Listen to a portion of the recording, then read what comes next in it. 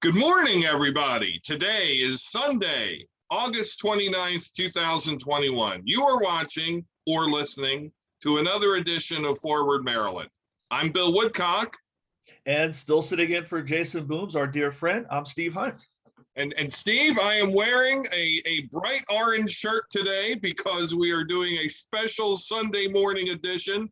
There is no trumpet trilling, no Jane Pauley, no Roger Mudd going back to the Meet the Press days, but we are doing, as Sunday morning is the time for punditry on the telly, so shall it be via the podcast medium. And I'm excited today, sir. We have a lot of topics.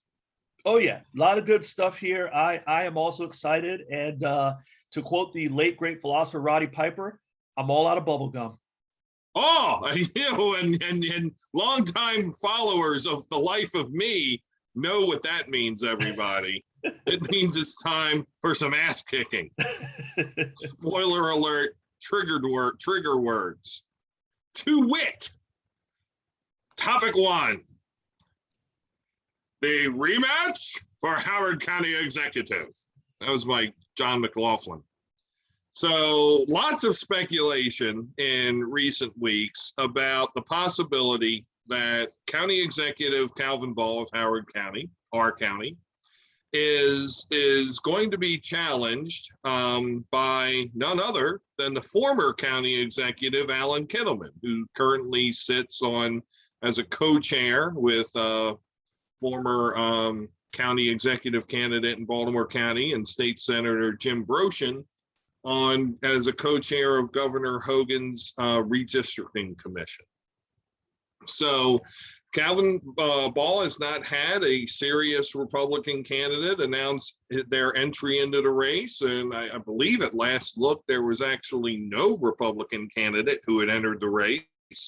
So the rematch of Ball-Kittleman strikes as very interesting, as in my knowledge, there has not been a straight up rematch for the county executive spot in Howard County ever. Steve, what make you of this development, and how do you assess the chances that Alan Kittleman regains his seat in 2022? Well, a couple of things. If you think about the last really two county executive elections, they've not been blowouts. And I don't know the last time there was a straight up blowout. I mean, Kittleman Ball was not, I think it was convincing. I mean, there was no doubt that Ball won, but I don't think it was like a total, what you would expect in Howard County based on our reputations being a very blue county.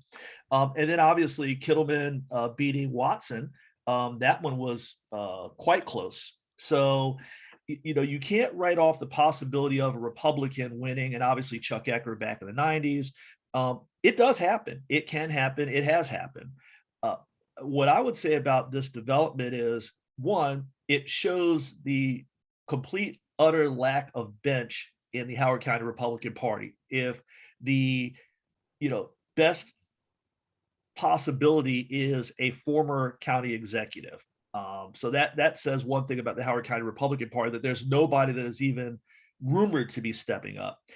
The interesting thing is, unless it is today's Trump-centric, Howard County Republican Party holding their nose and saying, we'll support this guy because he's our best shot. If there is a primary challenge, doesn't Alan Kittleman get through a Republican primary in today's Howard County Republican climate? So that'll be the interesting thing here is, if that does happen, does somebody else get in, and does he even get out of the primary? It'll be interesting. There is, I saw a fundraiser for Trent Kittleman at the Kittleman farm. And I believe former county executive Kittleman's name is on the flyer or whatever. Will there be an announcement there? Will there be talk there? I am not trying to go out to this event, but it'll be interesting to be a fly on the wall to see what the conversation is amongst those particular circles. Mm-hmm.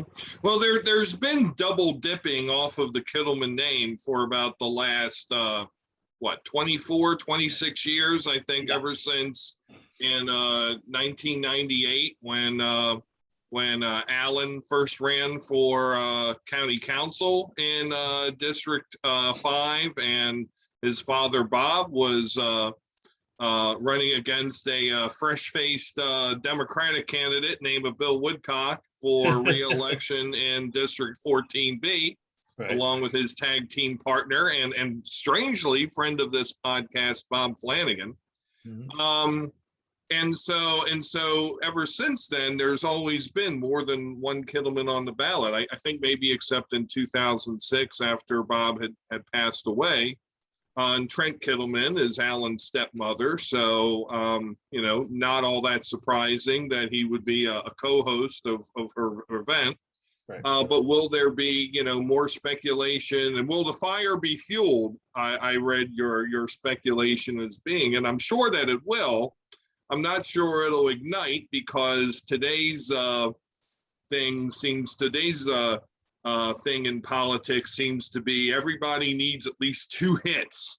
They need like a soft open, and they need like a formal announcement, and then maybe they get a filing, so maybe they get 3 media hits that they're official. I agree with you about the depth of the bench in the Howard County Republican Party. I really don't understand why Alan Kittleman would run again, to be honest. I mean, not because of lack of proximity. I just looked up the election results from 2018. I think he lost by about 8,000 votes. I think it was about a 54 to 46% split. So you're right. I mean, a sound victory, but not a trouncing, not a 60 to 40 or 65 to 35. But, for a challenger beating an incumbent, it was roughly the same margin as when Governor O'Malley beat, or then Mayor O'Malley beat Governor Ehrlich. So by about the same. So a decent win. So why would he do this again? Because he certainly seems happy in what would be his political retirement, I guess.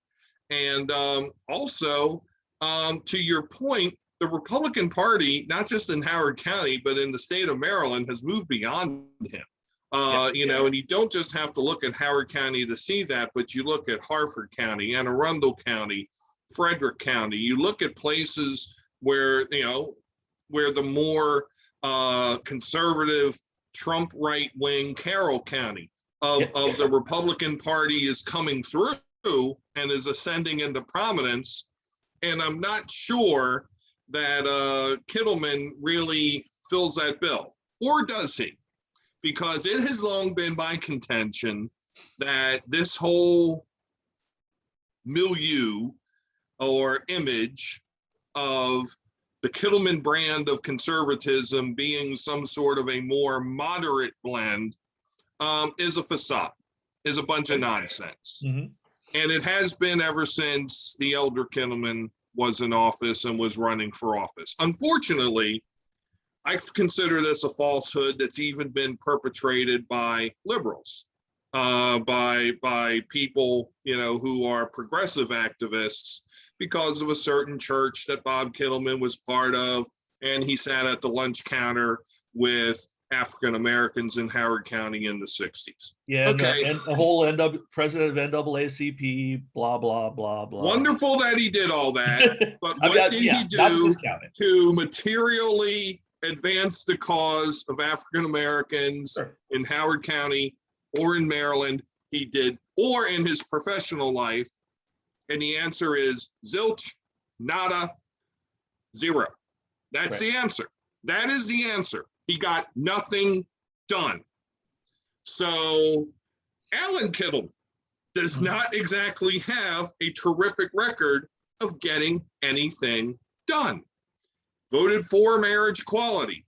Thank you, Alan, for being slightly enlightened. That's great.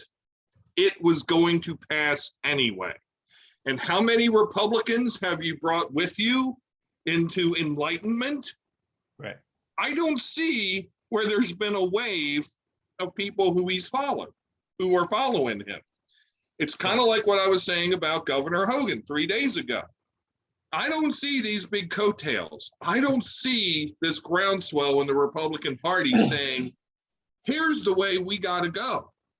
Now, there's an opportunity that exists. There's an opportunity that exists for both parties because the extremes of both parties are ruling the day. Right. And they've been ruling the day for about the last 5 years.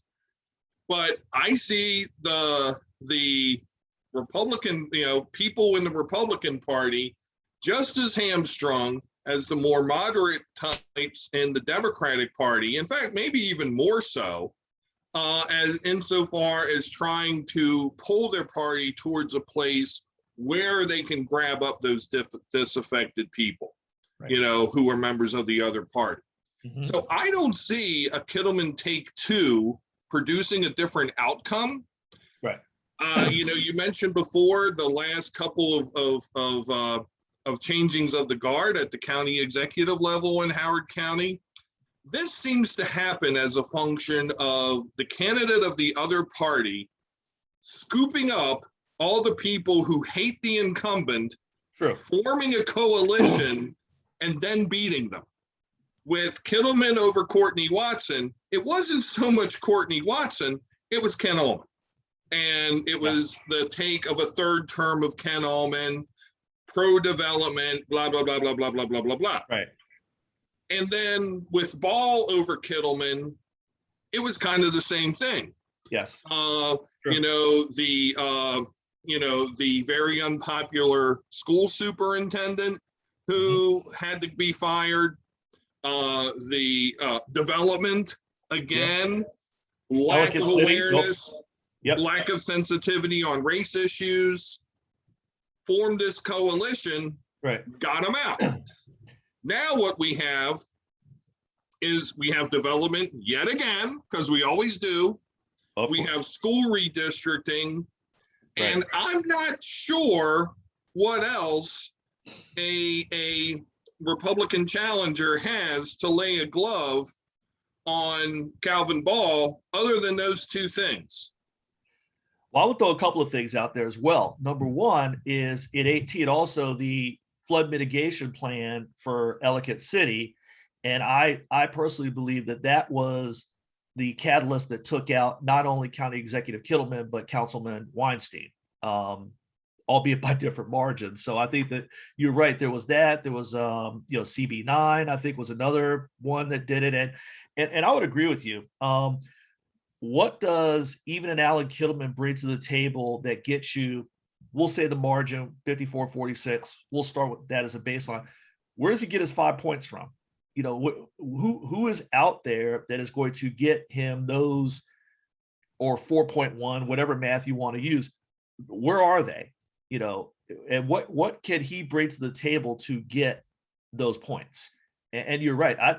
Now, politically speaking, I think he's the best shot the Republicans have right now, because he at least has the perception of not being, shall we say, out there. Because while you're right, he is no, centrist by any stretch of the imagination, but he certainly is to the left more of today's Republican Party. I can't think of anybody else who could run that would get within that 54-46 margin, but you're right. I don't see how he could get from 46 to 50.1. So I agree. So why? I like Alan Kittleman. He's a nice man. I interviewed him for my my blog back in the day. I talked with him while he was county executive. He and I have had several good conversations, I think well of Alan Kittleman. But I just don't see, to your point, where those 5,000 votes come from. And if they do come from where I suspect he's coming from, does he really want those votes? Because where I suspect where he sees the opportunity are in the parts like River Hill, Clemens Crossing, the reservoir area, those places that were most agog over school redistricting, and to make inroads into the South Asian community, the East Asian community, and to try, to turn some of those people using his family's history of racial justice to turn those votes. And I don't know. I would have to think that he's a more principled guy than to deal with that sort of stuff and that sort of stock in trade that we know those people have been bringing the last couple of years.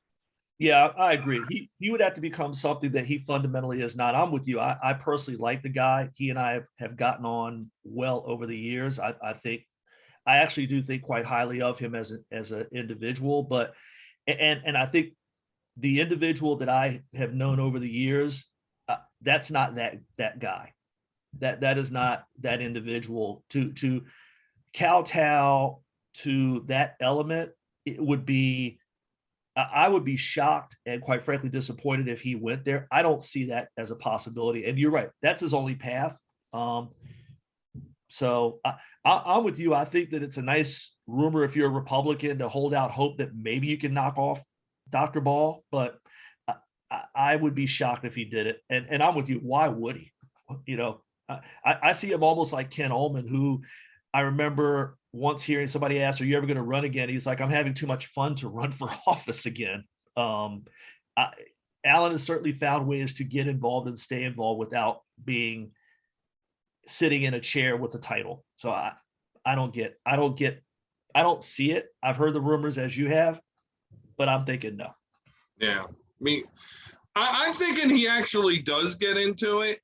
But I think he really has to walk a very fine line, because to quote that line out of the Christian Bale Batman movies, you either die young or you die a hero or live long enough to become the villain. And if Kittleman gets into this and it winds up being that sort of campaign that I think it's going to wind up being, very nasty and with a lot of overtones of racism and of class warfare in Howard County, then he's running a severe risk of living long enough to become the villain. And I think he would want better for his own and his family's legacy than to have that. Yeah, this could be a Bash at the Beach from Hulk to Hollywood Hogan moment. Except the title reign and the cool Jimi Hendrix theme song and the Hall of Fame induction wouldn't be happening. Yeah, not as cool as Hollywood, certainly, but it certainly would be for those wrestling aficionados out there. It would be one of those moments. It would be one of the great heel turns that we've ever seen. Tis true.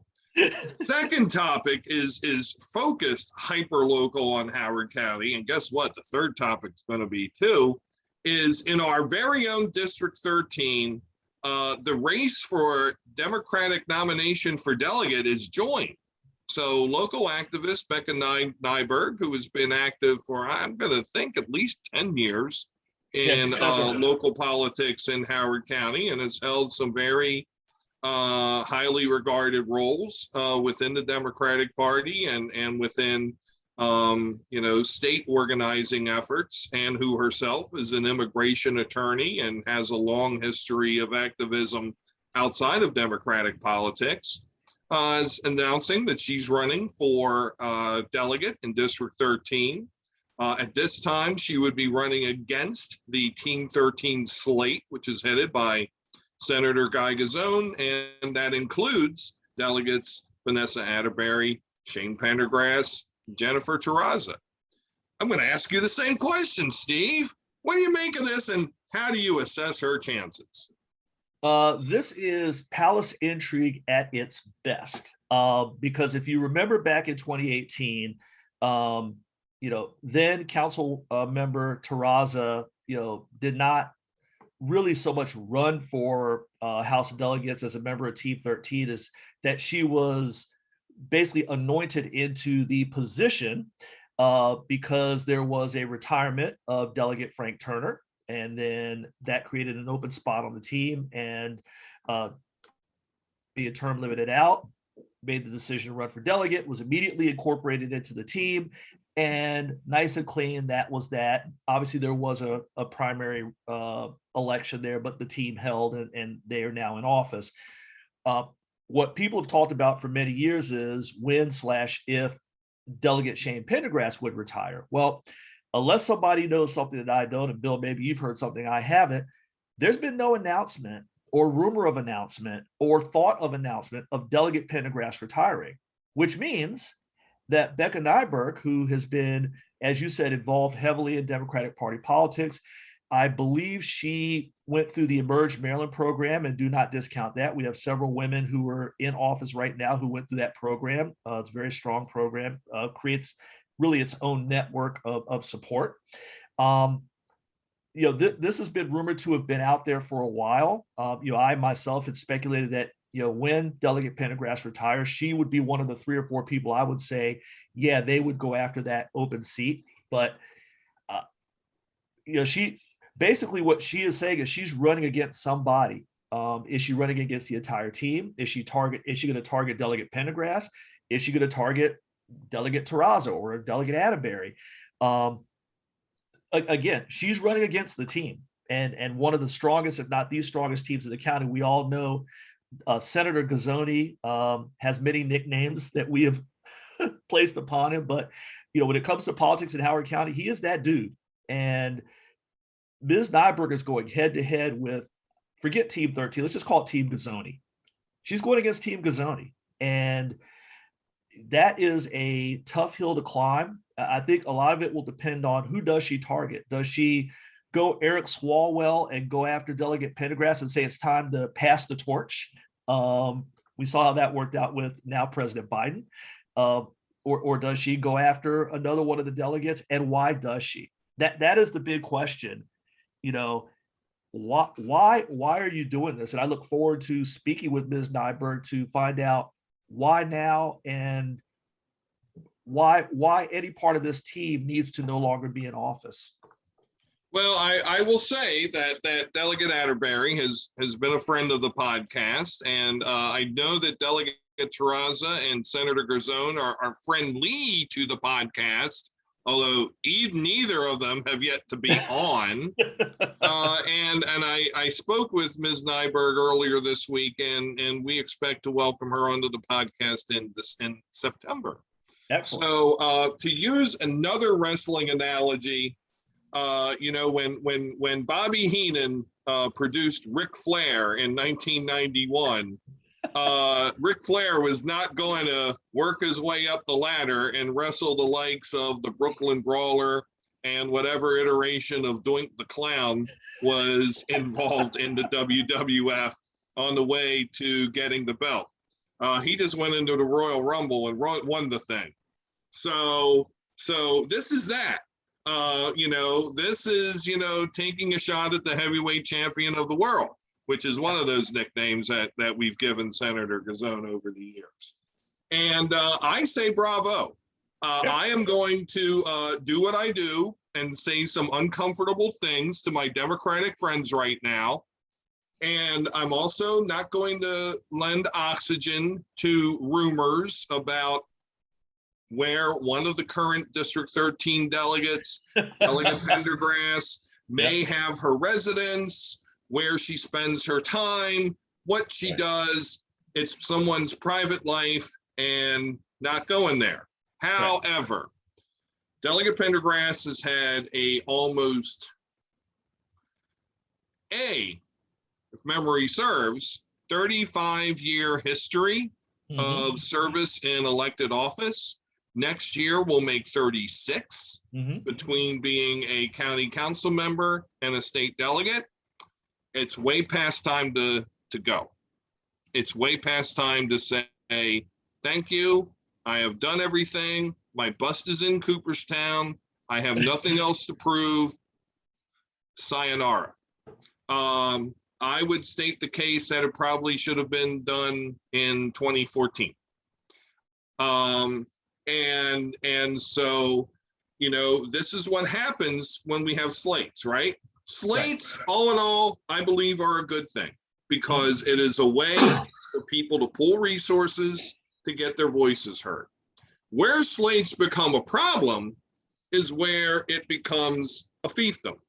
And when we're talking about an incumbent senator who has about $450,000 in the bank, that $450,000 spends like 1.8 million because you multiply it times 4. Mm-hmm. You don't need $1.8 million or the equivalent thereof of buying power in order to win a state legislative race in the state of Maryland. Right. Now, I'm sure that Senator Gazzoni will be spreading that wealth all through the Democratic Party, not just in Howard County, but in the state. But still, you don't need it. Right. So to go against that slate is admirable. In fact, one of the questions I intend to ask will be, are you going to be on the slate if you somehow are asked to join it? Because I do believe that joining that slate would take away some of the independence and honestly some of the shine and some of the regard that her candidacy, I think, currently enjoys. I do see, if I believe my social media, and I don't always, that that her candidacy so far been well received. I see lots of smiling pictures with other Democratic candidates and activists and often elected officials from the Howard County Fair, from the recent Howard County Muslim Council picnic. So Becca Nyberg's certainly doing all the right things. Whether she keeps doing them, well, will be seen. I tend to think she will. But ultimately, at some point, and I think sooner rather than later, somebody's going to have to open up their Scrooge McDuck-sized silo of money and start spending some of it to run against this lady. Yeah, and I would agree. And let's be clear here. And we both know Becca Nyberg. I've known her for some time. She's for real. Okay, let's just say that straight up. Becca Nyberg is for real. She has been involved long enough in this game, as it were, to know the game, know how to play it, know how to campaign. Like I said, coming out of the Emerge program, she's got the tools of the trade to get that done. We've seen that with other candidates leverage very successfully. I have seen that in my one attempt to run for office in 18. Christiana Rigby came in with all the tools of the trade necessary to get it done. So Becca going through that program and her own experience just locally being involved with various issues and topics. This is not to be confused with a Larry Pretlow run against the team in 2018. This is not that. This is not an insurgent run. This is not going to be a long shot way out of the box. No, this is somebody who knows what she is doing and is good at what she does. She is, to me, a legit threat. We can put numbers on what the percentages are that she pulls this off, but she's legit. And you're right. At some point, either we're going to get an announcement of a retirement from Ms. Pendergrass, or we're going to have ourselves one hell of a barn burner, and it'll be interesting to see how this plays itself out. And you're right to the question of, if she wins if she is one of the 3 people who are the Democratic nominees for House of Delegates, and with the current resistance that I'm seeing in the southeastern part of the county, the Republican Party, we may as well say the primary is the whole truckload there. Does she become a member of Team 13? And you're right. Was she in it to see if she could get there and be a part of the team, or is she going to be her own person? I think that is an excellent question to ask Ms. Nyberg. I'm sure you'll get that's a hypothetical, and I'm trying to win the primary first. So Becca, I'm already teeing up the answer that we're not going to want to hear. But it's going to be interesting to see how this plays itself out, and certainly amongst Democratic Party circles. And I'll say something uncomfortable. I think you're going to get a lot of smiley faces because you're going to get a lot of people who are going to say she can replace Shane Pendergrass. I mean, let's just be blunt about it. You're not going to say, hooray, Becca's in so she can get rid of Terraza. Hooray, Becca's in so she can get rid of Atterbury. It's going to be, and that sound you hear is Dylan Goldberg putting a tweet together to blast both of us. Dylan, we're buddies. I like you, but do what you got to do with it. that's going to be the common thread here. Is it's not a Nyberg versus Team 13. It's Nyberg versus Pendergrass. That's what it's going to be. And I will say, Pendergrass has a lot of money too. So if she wants to put up a fight, she's got the cash flow to put up the fight. But what does the rest of the team do? And what does the good senator do? Well, before any would-be future or former Wunderkid tease up the social media, let me remind my friends in the Team 13 camp that their decision making over the past few elections has been a wee bit spotty. So need I remind my Team 13 friends that they almost made the wonderful decision of getting gas baroness Janet Siddiqui put on their slate and foisted her amongst us as a state delegate because NIAB had littered Democratic Party coffers with lots of cash. And so Ms. Siddiqui, who was then a member of the Board of Education, therefore, oh my God, I am wearing orange today. Sweet Lordy. I didn't think about that. But we almost got that nonsense before she was roundly and deservedly thrown out of office from the school board for not really thinking that kids getting sick of mold is a big deal. So there was that. There was also the decision again, frankly, to keep Delegate Pendergrass on. Like I said, she's done her service, lots of respect for that. Again, like the person personally, but there wasn't another person who couldn't have been on, especially when in your race in 2018, there were 4 people running for that council spot. I believe either yourself or Mr. Jennings or even Mr. Hodgo could have made a splendid member of Team 13 and helped ease the path for Ms. Rigby to get elected to that council spot. And I would expect, now that to be said, I would say that they have also made good decisions. They made a good decision to put Vanessa Atterbury on the team in 2014. They made a good decision to put Jen Terrazza on the team in 2018. And note what I'm talking about is before the primary. So as you mentioned, these retirements, at least in the case of Delegate Turner's, came up fast and furious. I would expect that if there is an announcement of Delegate Pendergrass's retirement, it'll come fast and furious, and it'll be sudden. And so there might even be an opportunity for the Democratic Party to nominate somebody who might serve in that capacity as an acting delegate for the 2022 session, which would then enable them to run as an incumbent. So there are lots of tools in the box here for Team 13. So anybody who's going to go, this podcast with 28 YouTube followers is banging, is picking on Team 13. Just stop, okay? Just quit it. You have $450,000. We have a voice. Right. So that's really the concern. I would full well expect that after the primary, the primary winners should come together and should run as a slate. That's the way it should be.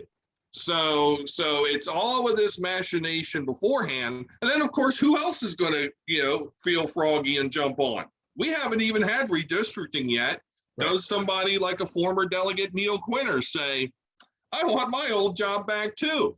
Who else is out there who says that they want a piece of doing something in the southeast corner of Howard County? So I think Becca's run is courageous at this point, and I hope it makes some really good people who otherwise are not part of the process think about getting their hats in the ring for whatever office.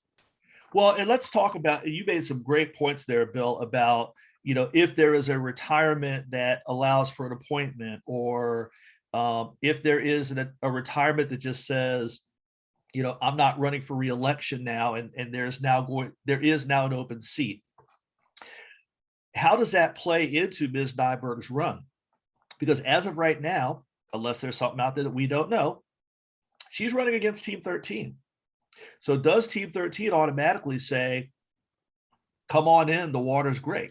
Or do they say, you are running against us, we're looking for somebody else to put in that spot? One thing I can tell you is in our fair district, there is an embarrassment of riches of young talent. You mentioned Greg Jennings. You probably won't find a bigger fan, full disclosure, of Greg Jennings than me. I'm a huge fan of the guy. He's a dear friend, and I think he would make an outstanding member of the House of Delegates. I think he's one of those future people. Keep an eye on him. And there are certainly others. And you mentioned Mr. Hagnew, who has the experience of running. There are a bunch. Give me a Najee Bailey, who I believe is in our district. I mean, half of our central committee, I think, live in our part of the county. So we got a lot of people. If there is a retirement announcement, I guarantee you Ms. Nyberg will not just glide path into that seat. There will be a number of people who are going to say, now is my opportunity, because Atterbury, Gazzoni, Terrazza aren't going anywhere. This is the last open seat for a while. So I would look forward to see what that looked like if it were an open seat scenario. And like I said, does Team 13 have an axe to grind against Ms. Nyberg because she, didn't wait her turn? That could be interesting. And oh, by the way, let's not forget that not only is she running, but she's going with a very interesting and familiar color scheme for her campaign shirt, signs, etc. She is going with the old purple and white. District 3 purple. Well, I believe that particular shade in Pantone is called District 3 purple. I might be wrong. To be more accurate, it is King's Contrivance purple, because the one thing I found out in my race in 2018 was Ms. Rigby was not doing it as I'm putting myself up as a successor to Terrazza. You can believe that or not. I'll let everybody else decide. But the public stance was, it is a King's Contrivance color. Ms. Terrazza was from King's Contrivance, still is. Ms. Rigby is from King's Contrivance. I don't know if Ms. Nyberg is from the good village of Kings, quite frankly, the village that sends us most of our council members and delegates. I don't know if she is of that village and that is why she's using those colors, or if there's another reason. But another part of the intrigue is, she is using the Terrazza / Rigby campaign colors. Bill, what do you make of that particular maneuver? I enjoy it. I'm into the purple, of course, not just because I'm a Ravens fan, but purple signifies a approach that does not fit a partisan hierarchy. Although Democrats have been wildly successful in the 3rd council district for 12, maybe 16 years now. On every level. Yep. And so why not? I call it, I understand it's now King's Contrivance purple. I'm calling it District 3 purple because Jen Terrazza for 12 years and Christiana Rigby for now 3 have and will be 4 have lived under have campaigned under a purple banner. And so now we have another candidate using a familiar color. I'm trying to remember back when Republicans did run in District 3 or in District 13. What did the likes of that fellow Robinson and Janine Theus and Mary Beth Tung, what did they do? I mean, I know the Schraders did blue and white, right? Dennis and Sandy. Of course, former Senator Roby had his red, white, and blue theme. Yeah, I mean, in 1984 election map times, which was when the red and blue became affiliated with Democrats and Republicans. You know, red has typically meant Democrats in that part of the county, and blue has stood for Republicans, which is, of course, is, as if Mr. Booms were here, would say that that's true of most left and right parties around the world, and he would be correct. But yeah, I mean, it's, you know, it's color, you know, is it color appropriation? I don't know. I have to admit, I'm not a big fan of cultural appropriation. I was reading an ethics column in the New York Times last week that, you know, the fellow who writes that column is also not a big believer in cultural appropriation. He believes it's cultural appreciation, not appropriation. You know, and you know, but I will notice that not only is it the same color, the same shade, it's like the same font, if I'm not mistaken. So, you know, I don't know. I call it marketing. You know, that's what I'm going to call it. I'm calling it marketing. It's a logo and it's a branding that sells, that people notice. So, you know, I'll note that also when Neil Quinter ran against Team 13 successfully, what was it, about 16 years ago, that he himself used the same shade of red and almost the same font for the white type of his campaign literature. So I call it marketing, and I guess I call it a savvy move. Yeah, it's definitely a shot across the bow, that's for sure. I guess I'll be very interested to ask Ms. Nyberg the question of where she came, you know, was there anything behind that, or does she, you know, maybe she grew up a Prince fan, I don't know, but could be. It is fascinating that's the color that she came out with. Well, we're going to go now from the savvy to the most definitely unsavvy. And so, Steve, I am going to leave it to you to tee up issue 3 about Howard County's newest state delegate, the famous and illustrious Reed Novotny in District 9. Well, thank you, Bill. Yes, appointed delegate Reed Novotny. Let's not forget that he was appointed to the job after the retirement of Warren Miller. So he has not won an election yet, and we could talk about the 2022 possibilities. I think that could be a lot more interesting than people might think. But that said, Delegate Novotny has decided to make an attempt to turn Maryland into California. And my reference there, of course, is the fact that we're in the midst of another recall election in the great state of California, where voters in the Golden State are going to decide whether or not to keep Governor Gavin Newsom. And let me just say, in full disclosure, I hate recall elections. I think they are the most undemocratic, colossally stupid things in the world. You have elections every 2, 4, 6 years, however many years you have them, depending on what you're running for. And oh, by the way, if somebody does something that egregious, you do have a means by which to get rid of them. It's called impeachment. We have seen that with presidents, from Andrew Johnson to Donald Trump, twice. We have seen that at the gubernatorial level. Andrew Cuomo was going to be impeached. Elliot Spitzer was going to be impeached. I believe in Illinois, there are a couple there. And Rod Blagojevich. Yes, Big Rob. And let's go to Howard County. We impeached the sheriff. So, and I sit on the Howard County Board of Appeals. There's a process by which I can be removed. So you also have that. You don't need to set up a special election to get rid of somebody because you feel like it. That said, clearly in disagreement with my, I believe, logical take on it is Delegate Novotny, who is pushing legislation in the great state of Maryland to allow for recall elections. He has not talked about it in terms of process, what percentage of voters would need to sign a petition, et cetera. But he is certainly wanting to establish a framework by which elected officials can be recalled. And we can have recall elections to get rid of said elected officials. Now, let's just call this for what it is, Delegate Novotny. And I would love to have you on this show to prove me wrong.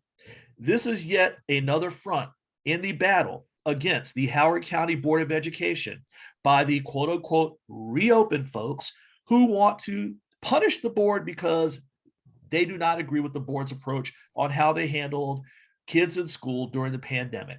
The first front was it tried to take the vote away from the student member of the board when it came to an issue of this nature. They lost badly, multiple times. And now they and their ally in Annapolis, Reed Novotny, are going to try to do it via recall. And if you read his press release or listen to any of his statements, he says any office. He's not going after the county executive. He is not going after the county council. He has not name checked anybody. I believe the Board of Ed was name checked in some of the social media language. So this is all about going after the Board of Education. And for a state delegate who should have better things to do in Annapolis than try to figure out a way to seek retribution against a Board of Education in half of his district, because remember, 9A is in both Carroll and Howard County. This is clearly a Howard County Board of Ed shot. It's ridiculous. It's nuts. And thank goodness our House of Delegates and Senate, our state legislature is set up in such a way that this will not even, I don't even know if it'll be discussed in committee. It won't make it out of committee, and it damn sure will not get passed. That's the only saving grace, is that he can push this and make a fool of himself and set himself up for a challenge in 2022, paging Steve Bolin and Natalie Ziegler. Yes, I will name drop here. And I will note that Ms. Ziegler won the Howard County section of the district last time around. So go ahead, Reed, put yourself out there and look for another job, because one or both of them are going to come after you if I have to beg and borrow them myself. I hope they both come hard. And to be honest, I mean, we'll see what happens with District 9. I have a sneaky suspicion that District 9 is going to be made more conservative, because there are, of course, 2 elected Democrats in that district. And I would imagine that our beloved governor, and the former county executive, who's also heading the nonpartisan redistricting task force the governor has set up, will find some way of putting Delegate Watson and Senator Hester into extreme peril, especially since his stepmother happens to be one of the other delegate, along with Reed Novotny in District 9A. But to wit, or should I say where Delegate Novotny is concerned, maybe half-wit? I don't know. This is stupid. And not only is, I think, this geared against the Howard County Board of Education, incidentally, I will now notice that nobody is now practicing microaggressions against a 17-year-old, now that the perception is that the student member of the board is more conservative than his recent predecessors. But this is a dangerous tool for people to have. You have, we've spent the last 20 minutes talking about how, a David versus Goliath scenario against a established slate of people. And so somebody could be watching this podcast and go, you guys are just being stupid. You're being partisan Democrats. You're hating this because it's coming out of a Republican. No, we're hating this because it's a stupid idea. And at least I am. Can't speak for you, Steve. But the other thing is that you do have a franchise. And if you go through all the marketing, all the media, all the nonsense, all the BS, you have all the information you need, voting public, to make your decisions. And so if you don't like the job someone is doing, throw them out when they next run. That is exactly what you do. You don't get to change your mind just because, there was a bad decision here, throw them out. No, we don't get to do that in life. That's not a thing we get to do. Decisions have consequences. So what this is appealing to, I believe, is a part of the electorate who doesn't want to be bothered with the consequences of their decisions.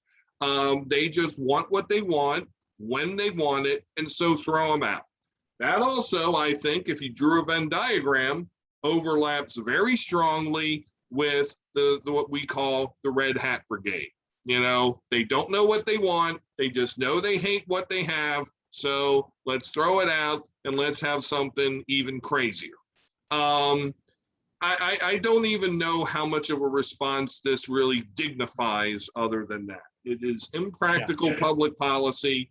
It also leads to something else that has been big time in Republican politics in the state of Maryland for decades.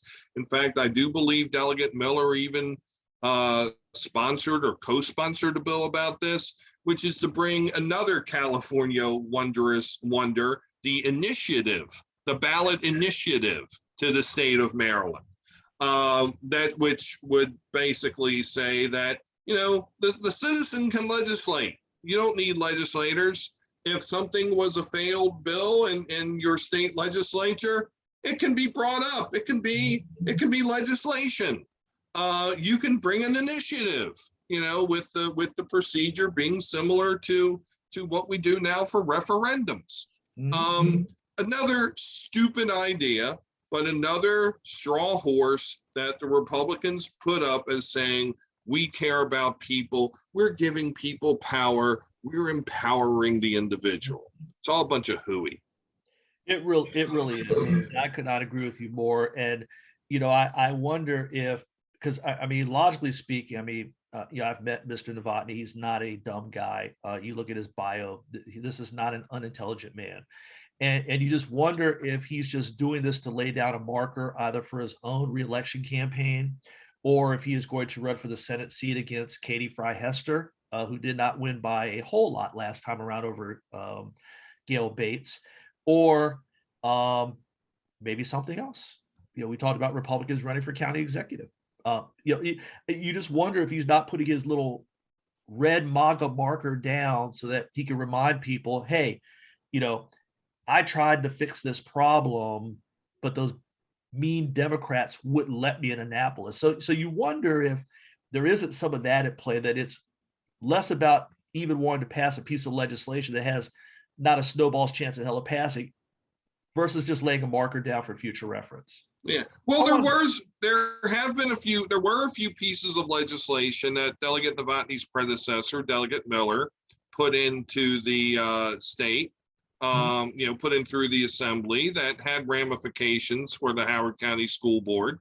So I'm not so surprised that he's, you know, following in Delegate Miller's footsteps.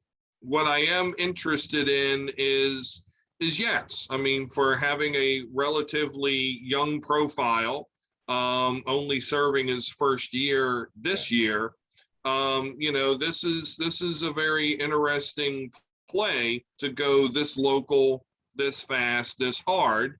And one wonders if, yes, he's thinking mostly about, you know, following the tradition of Warren Miller, or if he's thinking about some other run for something else. So who knows? But I would be looking very forward to this legislation going before the county delegation in the fall, getting voted down, and hopefully we will never see the light of it again. Yeah, and I think there will be no better person to lay the smackdown on this one than the aforementioned NIB Delegate Courtney Watson, former Board of Ed member, who could bring that experience to the table and just. And you're right, I didn't even think about that. Does the delegation even send this forward? I don't see that either. So, yeah. It makes for good grandstanding, which is what Howard County Republicans do, because it's a creative alternative to actually doing things. Yeah. Last topic of the day of this extended punditry. Steve, I have brought forth my August edition of the Maryland Gubernatorial Top 10. Are you ready to hear and react? Let's do this. I am ready. We will do this like Brutus, because we always knew this. Little Flavor Flav. Nobody expected Flavor Flav That's for the Team 13 camp. You tweet out on us. We're coming at you with Flava Flav. That's right. You know what? And we got 28 fans, and we're not afraid to use them. 28 subscribers. How do I live? What was it I said, Steve? I'm just a silly man with 22 YouTube subscribers, 2 cats, and a whole lot of attitude. Hey, but you know what? Those 28 people get everything from old school professional wrestling to Flava Flav and everything in between. Find another place where you're going to get that level and depth and breadth of absolute insanity. It's value. It's value. And of course, I have sworn off of talking about other podcasts, especially because there's one that, just is no more fun anymore. Yep. But and you know the one I'm talking about. Somebody who had supported you in a prior campaign, just not going there anymore. Everybody thinks it's all about them. Well, it's not. Yeah. Anyway, in the spirit of college football, remember, Steve, when there was only the AP top 10? I mean, there was no top 25. It was the top 10. Right. And the others receiving votes. That's right. There was the AP, there was the UPI, the coaches poll, the writers poll, and it was a top 10. There was no top 25. So I'm producing my top 10. But in honor of this being college football's week 0, I am also showing who gets other votes. So the receiving other votes in this month's top 10 would be Republican Robin Ficker, Democrat John Barron, and Democrat Mike Rosenbaum, in that order, who also received votes from our esteemed panel. That resides inside my head. So going from number 10 to number 1, we have Democrat Ashwani Jain. We have Democrat and former U.S. Education Secretary John King.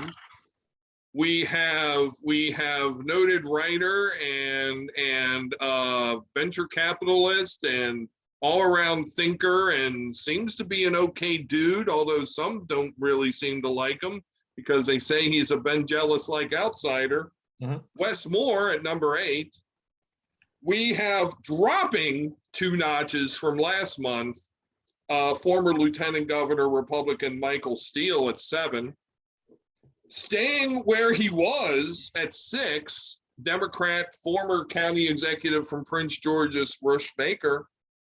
Going up 2 notches to number 5, former U.S. Labor Secretary, chair of the DNC and Montgomery County Council member, Tom Perez, who is biting very closely on the heels of the number 4 candidate, former Attorney General Douglas Gansler.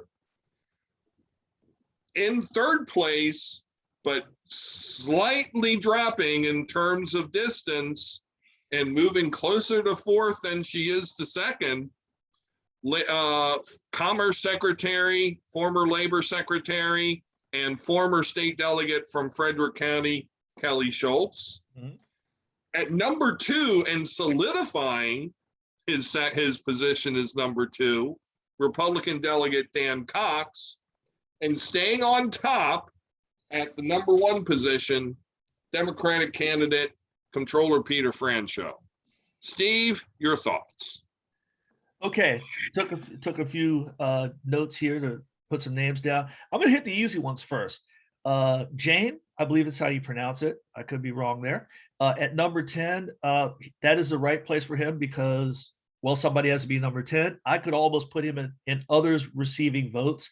He and the other receiving vote individuals are pretty much, they're going to hang around because they're not going to raise a lot of money, but they're also not going to spend a lot of money. It's going to be very low budget, shoestring. And they're the types who are going to hope to make it to the first forum and catch lightning in a bottle. Has that happened in the past? Sure. Can it happen? Sure. Will it happen here? Probably not. But they're all in the same bucket. You could put them all at 10, quite frankly. The other easy one is former comptroller Peter Franchot, who is the heavyweight champ until somebody takes him out. Period. Hard stop. He is that dude, and I think he'll be number 1 until he either loses the primary or he is the next governor and we stop doing this silliness. So those are my easy ones right then and there. Going through your list of the other 8 individuals, I don't know why. I have no logic behind this, but I have a feeling about John King that he is more for real than people give him credit for. One, he's been doing work. Two, he has impressed people, and 3, he's running on an issue that resonates in this county and in this state. The next governor is going to have to deal with this blueprint for Maryland's future. And being, a former education official, I want to put him higher than 9. We can figure out where later because I haven't thought that far as you were rattling off your list, but I have a stronger feeling for him than number 9. I have a weaker feeling for former Labor Secretary, former DNC Chair Perez than number 5. Will he be able to raise money? Yes, he's got Montgomery County roots, DC metro area, et cetera. He's got name recognition, so forth and so on and so on. But I'm not seeing any sign of his campaign that puts him in a number 5 position. Really, if you look at 9 through 5, it's kind of, you could put them all in a pot, but I feel much better about King than 9, more confident about him, and less confident about Perez than 5.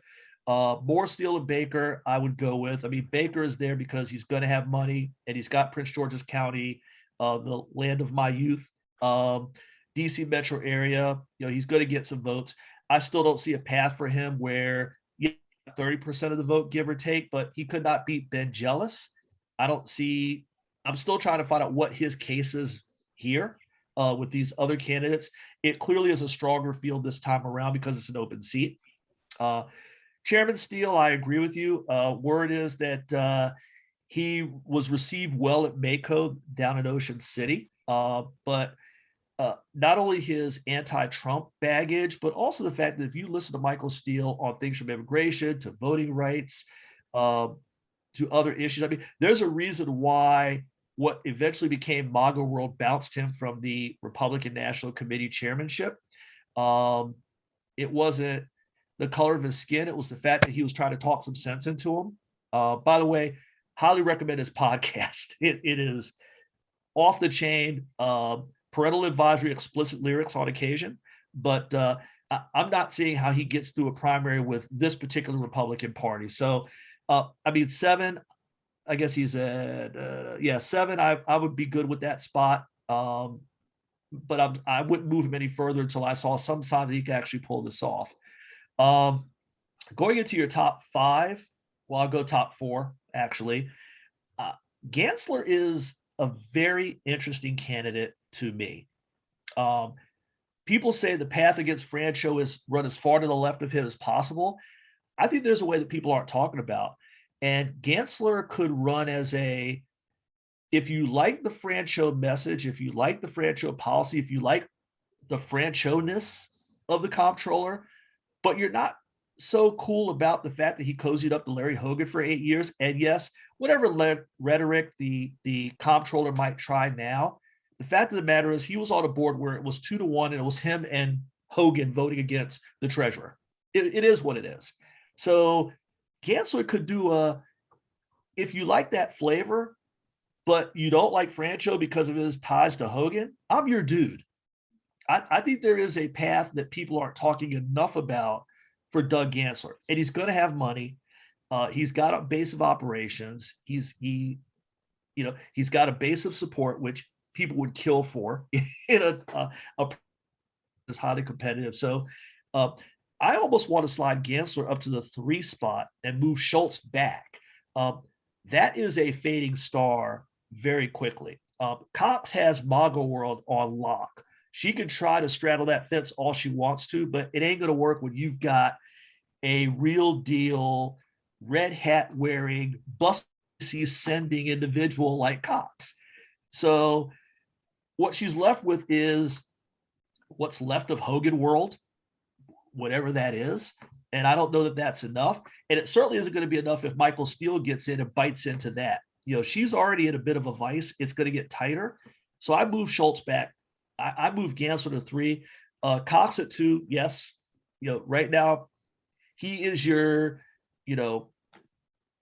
heavyweight champion. If Francho has, the WBC belt, Cox has the WBA belt on the Republican side until further notice.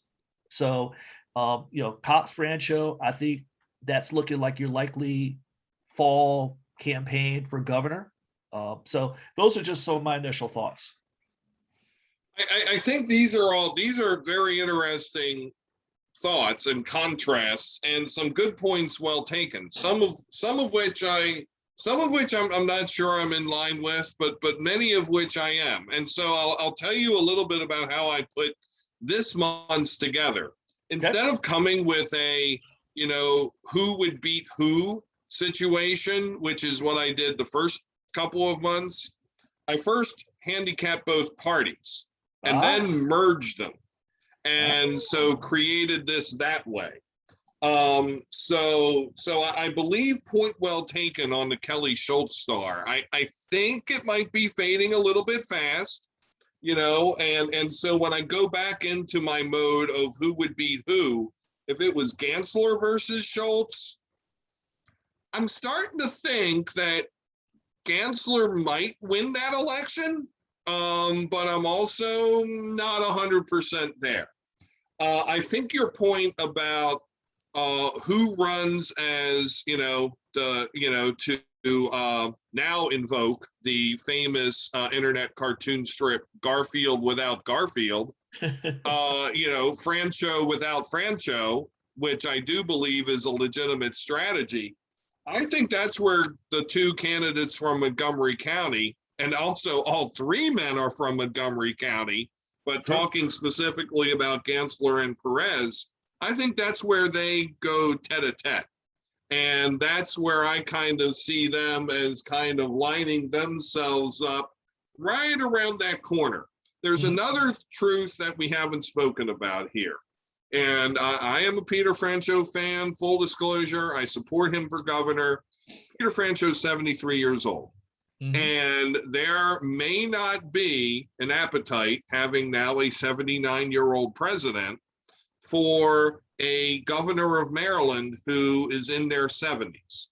And so to your point also about, in addition to what you said about Francho being close to Larry Hogan, also a portrait of Francho as possibly being out of touch is a very legitimate opposition tack to take. Whether it's grounded in any reality is something else. All I'm saying is that it's a lane in which someone could run. And I think Gansler could say, I have been out of politics the last 8 years. Here's what I've been doing. Tom Perez could say, I have run the Democratic Party. I have seen the grassroots. I have seen how we've won in Georgia. I have seen how we won in other places. We can make Maryland a 24-county competitive state again in state and local elections. We can do all of that. So they can do things to appeal to the Democratic electorate that they're Francho without Francho. The Democrat whose star I think is about to fall is Rush Baker. Yeah.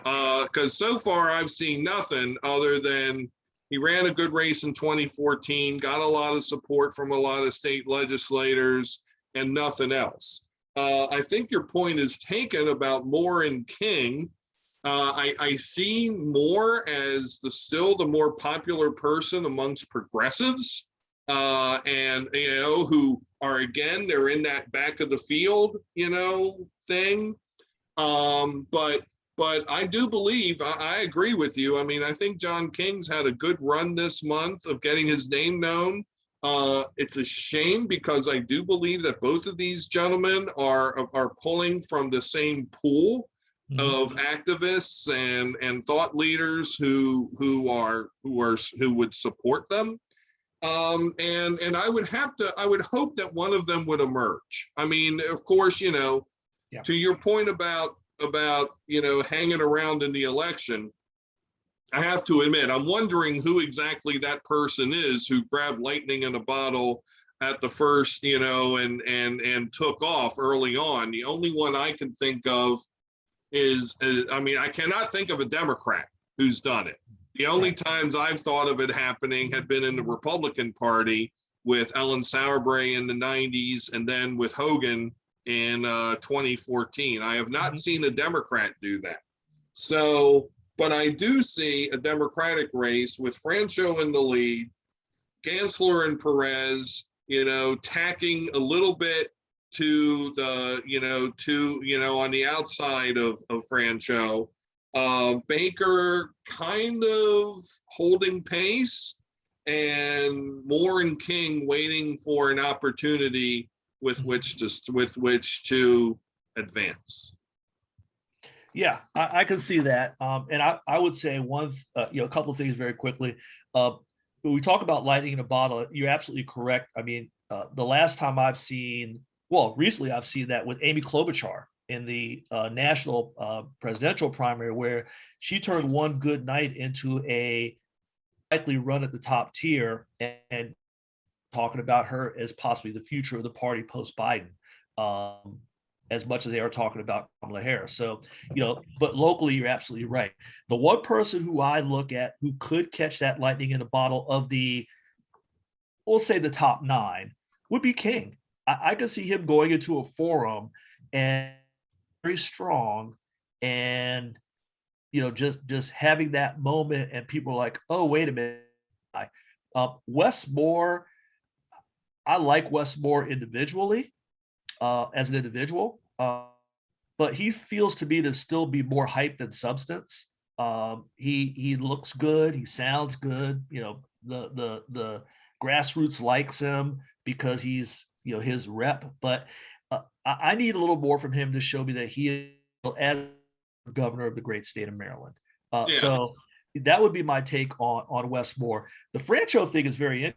You mentioned as far as his age, quite frankly, his ethnicity and where he is from. And, there be a podcast in there, my friend, to talk about who's the lieutenant governor, who is that candidate, who does Francho tap? You get these names list. A King or a Moore would have been an interesting pick as a running mate to balance out Peter Francho. And that's where I, again, look to Baltimore and Howard counties and their county executives as possibilities. So I think that's that will be one thing that could put this race in an interesting, who does Francho tap as his running mate, because of his age, being from Montgomery County by way of quite frankly, just being an old white dude. I think that. I have seen some fascinating names posited as lieutenant governor candidates in the very recent past, as in within the last couple of weeks. And let me just say, it ain't going to be none of them. Yeah, because I saw one from Team 13 that popped up. So did I. And I love these people. I mean, the two of us included, there are literally thousands of Marylanders who could be lieutenant governor. Yeah. No. In these particular cases, but in terms of, so I'm gonna start as we start to wind down. I'm gonna put a couple things out there. I do agree with you. The difference I see between Moore and King is that Moore is a thinker, and he's definitely a smart guy, but King, being a former education secretary, is certainly a doer. And I think that can help buoy him forward and maybe move him up the ladder. And you never know, he might jump over not one but two Democratic candidates come next month. We shall see what next month brings. But the other thing is the Republican race. Yeah. One has to wonder, with the Red Hat Brigade, ascendant, and Schultz holding on to a lot of appearances, a lot of, hey, everything's great here, I'm capable, I've run these agencies, I'm doing all this. One has to wonder if there's still not room for another candidate. And to bring this podcast back full circle, I offer a very good Republican candidate for governor in Maryland, Alan Kittle. Yeah. I mean, regardless of losing re-election for county executive, he would still be a really good candidate for governor, having been a state legislator, a delegate, a senator, a county executive, you know, having credentials of being able to tout non-traditional Republican positions, partnerships across the aisle, while still being a very ingrained conservative. So there's still part of me that says, you know, I'm not sure that Republican field is altogether settled. And you know, Bob Ehrlich ain't getting off that bench and suiting up for one more run. So you know, why not Alan or someone of his ilk? But you know, we're still about 9-10 months away from the primary election, and the final. I mean, this is just getting started. Oh yeah, no doubt, and you're right. I mean, when people, you know, most people had, or, you know, who follow this stuff had two scenarios for governor. It was going to be Rutherford and clear the deck with maybe a MAGA person, not at the prominence of a Dan Cox, but you know, somebody maybe further in the weeds going after the lieutenant governor, or you know, Rutherford doesn't run, and a bunch of names were thrown out, and Kittleman was one of them. Was one. I'm still shocked that he's running for comptroller as opposed to, you know, running for governor. So out there, you're right. There are many months before the filing deadline. You know, maybe he ends up jumping in. Yeah, and I do think that some, and I promise this was my last thought, but I do think that there will be some consolidation in some of these candidates becoming lieutenant governor candidates. That's to finish my point as to thinking, no, it's not going to be somebody who just is a nice person and is smart and can do the job. There are tons of those, and they never win. But do I see a John King or a Wes Moore becoming allied with one of these other candidates? Oh, absolutely. I think if you're Francho, Gansler, or Perez, you have to look, or even Rush Baker. I mean, you have to look at those two gentlemen as extremely strong and capable candidates for that office. And why not? So now, Bill, remind us of the rule on that. As far as I am a running mate ahead of the primary, but do you have to file as a ticket, or can you name the person after the deadline? Not sure about that. You have to name the person before the deadline, because our most recent experience is, of course, you know, Brown and Ullman. So by the filing deadline, you have to have your lieutenant governor candidate. Okay. So basically, a King, a Moore, a Baker would have to drop out. They would just not. They could not file. Yes, because that drop out later. Because that was actually a yes, because that was the thing. I mean, County Executive Ullman had dropped out and decided to ally himself with Lieutenant Governor Brown. You know, I will say that there's at least one political pundit in Howard County and political authority in Howard County, and that would be the one I saw in the Mirror, who then, you know, when County Executive Ullman showed, in my opinion, terrific leadership, back when there was that tragic shooting at the Columbia Mall, you know, I posited, you know, why not get back in it?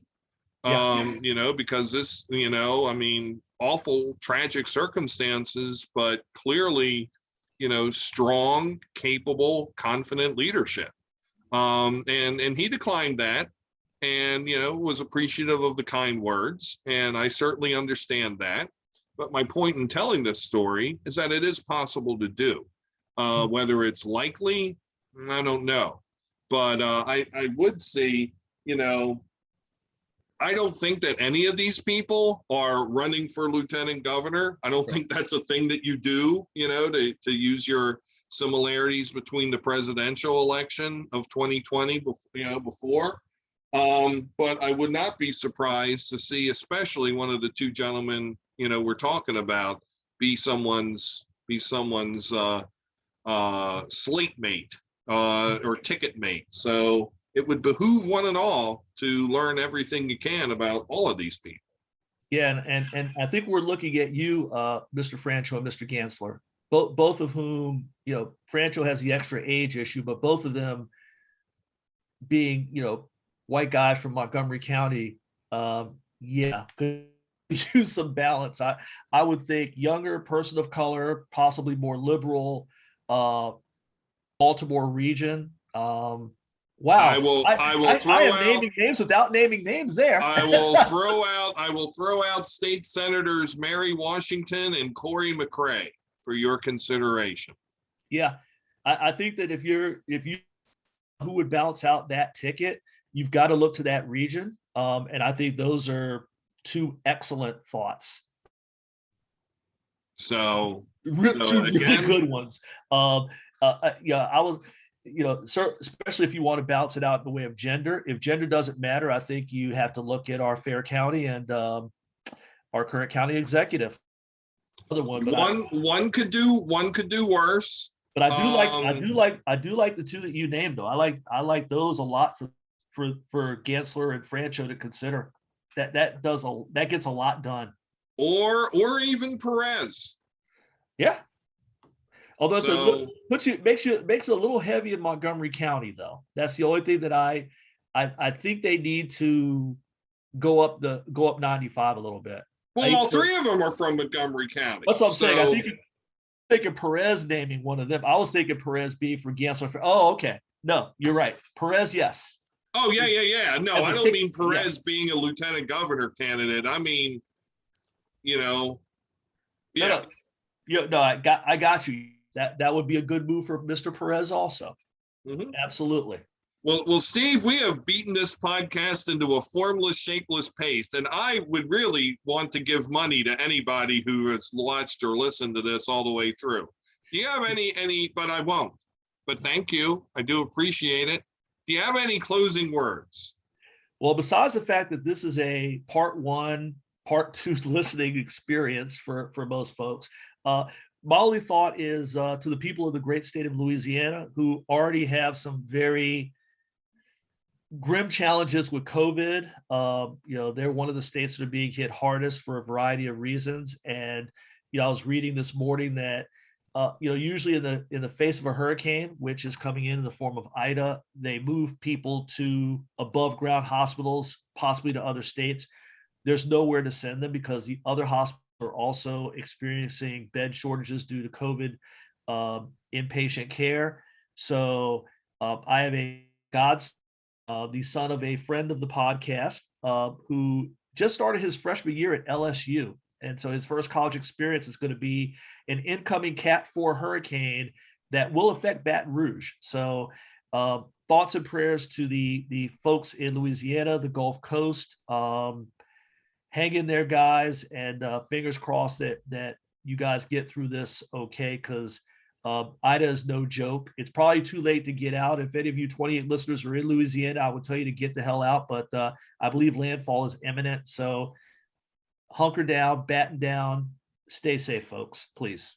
Yeah. I would agree. Also, not just for our common friend's child, but for everybody in that area. Ironic day, 16th anniversary of Katrina making landfall. And so stay safe and thoughts and good wishes up for the good people of Louisiana. But good wishes aren't enough. After it hits, we need to take action. On a much more sublime note, I noticed that people were turning on me for my Facebook post this morning, which was decidedly anti-Applebee's. So now is the time when I stop reading comments on my Facebook post, because people like to tell me what I should say and what I should think. And to that, I say, no, I don't do it on your stuff. You don't do it on mine, and we will all just get along okay. The last thing I will say is that we have more than 28 listeners or viewers. We just have 28 YouTube subscribers. And whereas it makes a funny, it don't bother me one bit. Absolutely not. This is for the pure enjoyment of it. If folks and learn and appreciate it, we appreciate you. But to me, it's just a fun hour or so in this case, with a good friend talking about the things that I love to talk about. So I will hold down this guest chair as long as necessary. And when Jason comes back, and we certainly hope he does, I will always be up for coming in for a 3-box type of webcast experience. You should certainly count yourself in for the awards program, sir. Start thinking of some right now. I know it's not even September yet, but be ready, be prepared. Oh, thank you, Bill. That one will get many views and make many people laugh and angry. So for Steve Hunt, my name is Bill Woodcock. You have been watching and or listening to yet another edition of Forward Maryland. We thank you for your continued support, and we'll be talking to you soon. Have a terrific Sunday, everybody. Take care.